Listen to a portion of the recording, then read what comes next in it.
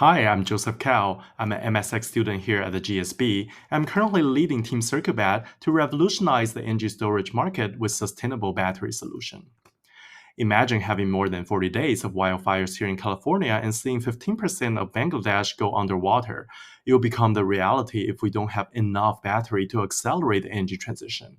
However, by 2040, we can only meet 40% of the battery demand due to critical material shortages. And on top of that, we actually need to decarbonize the battery value chain by 50% to achieve the Paris Agreement target. So, how do we achieve both simultaneously? This is where reusing EV batteries become a unique opportunity. Do you know that more than 95% of the scrap and end-of-life batteries are sitting in a warehouse or landfills? And 90% of them can be reused for stationary energy storage with a TAM more than $30 billion. Assume we only target the US market with 8% of the market share, our sum is around 0.7 billion. So it sounds like a good market, but why now? It's because of the EPR law that's currently implemented in EU, China, and many states here in the US that requires the EV and battery OEMs to be responsible for the end-of-life battery waste management. In addition, the new battery chemistries that feature much lower critical material contents will bias repurposing over recycling. And this is supported by the market report, where repurposing will be growing at a much faster rate than recycling in the next decade, and we are currently sitting at the inflection point. However, adopting Second Life EV battery is very challenging because the EV battery's pack's health is determined by its worst cell, and every cell degrades very differently. So it's important to have very accurate cell level data to understand how to use them in Second Life. But many repurposers either bypass this step or do selective sampling that takes days to complete. And the poor cell level data leads to inaccurate lifetime and safety prediction.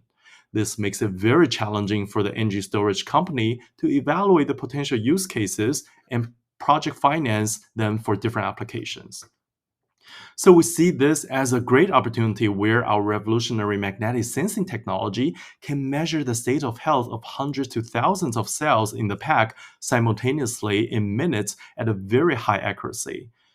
Coupled with the machine learning analytics, we can precisely predict the safety, performance, and lifetime of the repurposed battery pack.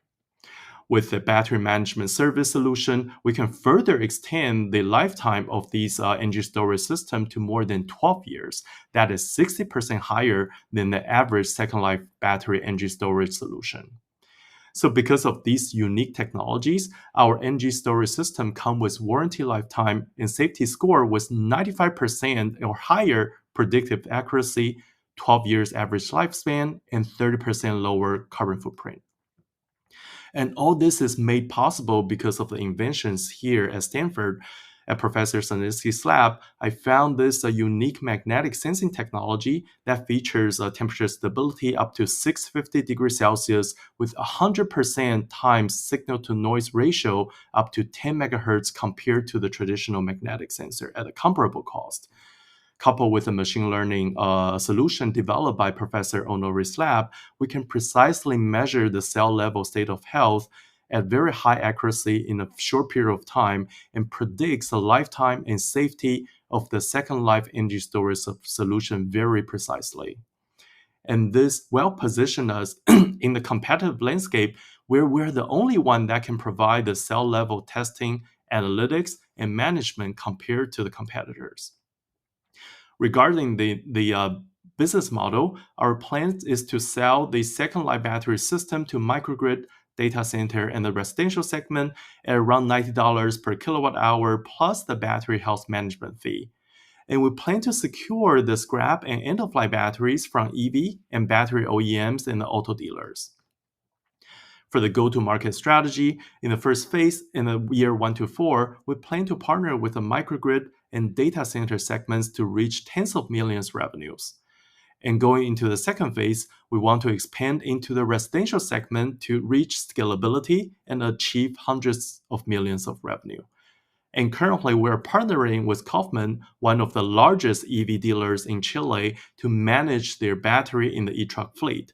As they reach the end of life, we're on the contract to provide the repurposing service for their data center energy storage solution. So why us? I received my PhD from Berkeley in energy storage materials, and I spent 10 years doing hardware R&D in consumer electronics. At Apple, I was leading the e-waste recycling initiative that motivated me to come back to school and address the battery circularity challenges through a new venture. Summer has very extensive experience leading energy transition initiative at DOE and State of New York, and currently she's leading the business development efforts. Matt has very strong expertise in machine learning from his Caltech education, and he's currently contributing to the hardware and software integration. Anand is the inventor for the Hall sensor, and he's currently advising the hardware development. So with that, I'm happy to answer any questions about CircuBat. Feel free to contact me by my email or phone.